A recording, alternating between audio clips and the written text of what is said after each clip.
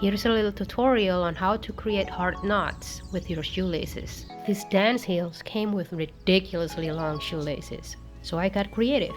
Knotting was my gateway to jewelry making. I was introduced to knotting during my activity as a Girl Scout in elementary school, and then I eventually went to macrame, and I had a lot of fun. Don't ask me where did I learn this knot, because I see long shoelaces, I put things in holes, and it sort of happened. Feel free to use the settings on YouTube to slow down the video if you think you need it. Have you done anything creative with your shoelaces? Let me know in the comment.